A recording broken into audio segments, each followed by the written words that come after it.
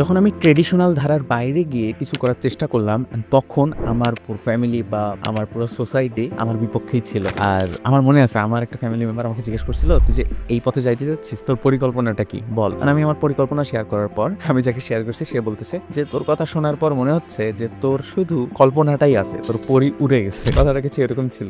আর এই পথে যাওয়ার পর আমি যখন কিছু একটা করছি বা এই টাকা পয়সা আসা যখন শুরু হয়েছে, তখন থেকে অনেক কিছুই আটকে গেছে।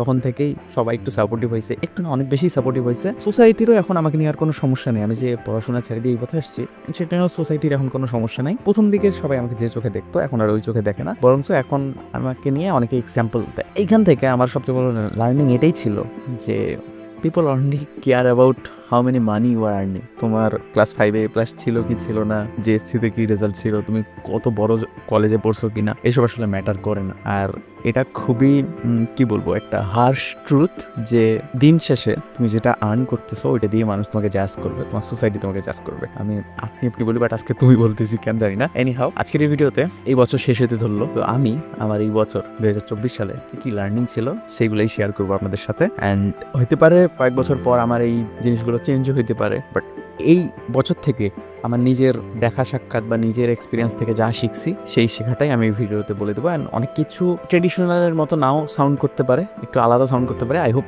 আপনারা যারা দেখতেছেন তারা একটু ওপেন মাইন্ডেড মানুষ, আপনারা সব কিছু শুনবেন অ্যান্ড তারপরে আপনাদের যা লার্নিং ছিল এই বছরে আমাকে শেয়ার করতে পারেন। সো আমি এক এক করে শুরু করি। আমার সেকেন্ড লার্নিং এই বছর থেকে, never share your good news before it confirm. এটার মানে কি, যে যখন কোনো গুড নিউজ আপনার কাছে আসতেছে, খুব জলদি কারো কাছে শেয়ার না করা, নিজের কাছে রাখা, যতক্ষণ ওটা কনফার্ম না হচ্ছে ততক্ষণ কাউকে না বলাটাই উত্তম। আমি একটা বই পড়তেছি, ফিল গুড প্রোডাক্টিভিটি, সেখানে আমি এই জিনিসটা শিখলাম বা এই জিনিসটা পড়লাম যে যখন আপনি আপনার গুড নিউজ কারো কাছে শেয়ার করেন, ওই গুড নিউজটা ডাবল হয় বা আপনার খুশিটা ডাবল হয়। আমি এই জিনিসটা চিন্তা করেও অনেককে অনেক কিছুই বলে ফেলতাম সময়ের আগে। আমার সাথে একটা কাহিনী ঘটছিল ফেব্রুয়ারির দিকে সম্ভবত। আমাকে একটা কোম্পানি, আমি নাম নেবো না, জব অফার করছিল। অ্যাকচুয়ালি তারা আমাকে ইন্টারভিউ নিয়েছিল ফার্স্টে, অ্যান্ড ইন্টারভিউতে তারা আমাকে খুবই ডিমোটিভেট করার চেষ্টা করে যে এই তুমি এত ছোট হয়ে কি করবা, অ্যান্ড দেন তুমি কি এইসব পারবা কিনা। এইসব খুবই ডিমোটিভেট একটা ইন্টারভিউ সেশন ছিল, যেখানে আমাকে সবসময় একটু নিচু করা হচ্ছিল। বাট দিন শেষে তারা আমাকে একটা টাস্ক দেয় যে তুমি এই কাজটা করে দেখো, যদি তোমার এই কাজটা ঠিক হয় তাহলে আমরা নেক্সট স্টেপে যাবো। আমি সবকিছু বাদ দিয়ে ওই কাজটা ভালো করে দিছি,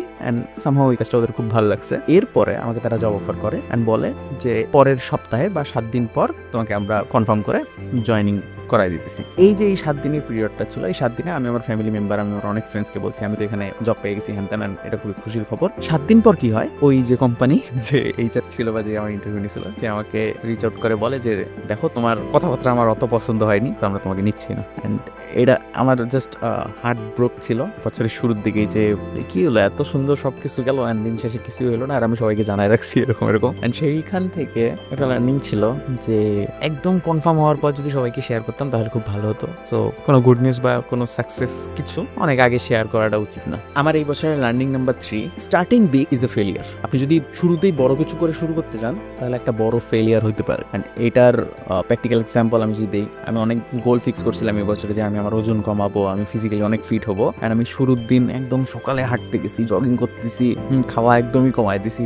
আমার লাইফ স্টাইল ছিল একরকম, একটা ব্যাড ফুড হ্যাবিট, হ্যাঁ, কোনো এক্সারসাইজ নাই। সার্টেনলি আমি 2 ঘন্টা করে এক্সারসাইজ করব, সকালে হাঁটতে যাব, খাওয়া দাওয়া একদমই কম। অ্যান্ড এইরকম বিগ স্টার্ট কখনোই কনসিস্টেন্সি মেনটেন হয় না এটাতে, অ্যান্ড এটা একটা বড় ফেলিয়ারের কারণ হয়ে যায়। সো এই বছরে একটা জিনিস আমি শিখছি যে স্মল স্টার্টের গুরুত্বপূর্ণ, কি বলছি, স্মল স্টার্ট যখন আমরা করি ওইটার কনসিস্টেন্সি থাকার অনেক চান্স থাকে। অ্যান্ড ওই শুরু স্মল, ধীরে ধীরে যখন আমরা বড়োর দিকে যাই ওইটা আমাদের ভালো হওয়ার চান্সেসটা অনেক বেশি হয় ওইখান থেকে। যে কোনো কিছুতেই আমি এই জিনিসটা ফলো করার চেষ্টা করি। আমার ইভেন ইউটিউব ভিডিওতে আপনারা যখন আমার প্রথম দিকের ভিডিও দেখবেন, দেখিয়েন আমার ব্যাকগ্রাউন্ডের কি বাজে অবস্থা, এটা পর্দা লাগানো, খুব খারাপ অবস্থা ছিল, বাট আমি চালাই গেছি। সো স্লো স্টার্ট করি, ধীরে ধীরে ইমপ্রুভ করবো। একবারে আমার প্রফেশনাল সেটআপের দরকার নাই। অ্যান্ড যত দিন গেছে জিনিস আস্তে আস্তে বেটার হচ্ছে, ইন ফিউচারও হবে। যদি আমার জার্নিতে আপনি সাথে থাকেন, দেখবেন আমার প্রোগ্রেসটা বা ইমপ্রুভমেন্ট দেখবেন খুব স্লোলি হচ্ছে, কারণ আমি নিজেই চাই স্লোলি বা স্মল স্টেপে গ্রো করার। Learning number 4, failing to plan is planning to fail.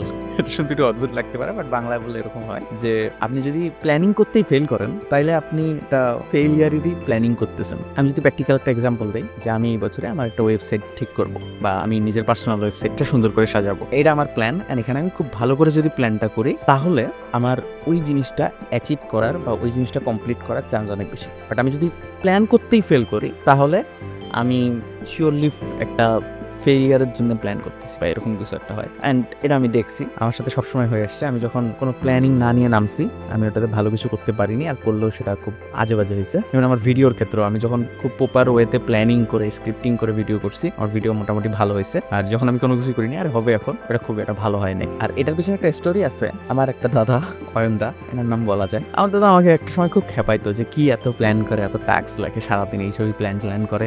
ওর কথা শুনে আমি কিছুটা ডিমোটিভেট হয়ে এই জিনিসটা কথা বাদ দিয়েছিলাম। এটার রেজাল্ট খুব খারাপ ছিল।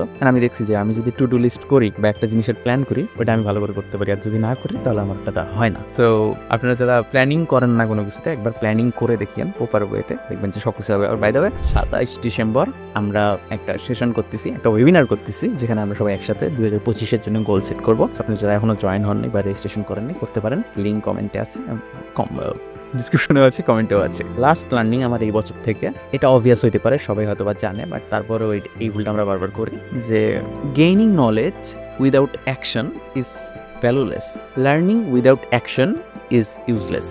সো আপনি কোনো কিছু শিখলেন, আপনি কোনো নলেজ গ্যাদার করলেন, বাট ওইটা নিয়ে অ্যাকশন নিলেন না, ওইটার প্রতি কোনো কাজ করলেন না, তাহলে ওটা শেখাচ্ছে না শেখাই ভালো ছিল আপনার। যেমনটা কি আমাকে অনেকেই বলে যে ভাই আমি এইসব শিখছি, একটা কোর্স করছি, এখন আমি কি করব? তো অ্যান্সার হচ্ছে যে ভাই তুমি যা শিখছো সেটা অ্যাকশনে আনো, সেটা ইমপ্লিমেন্ট করো, একটা ওয়েবসাইট বানাও, দেখো কোন রেজাল্ট আসতেছে, কোন রেজাল্ট আসতেছে না।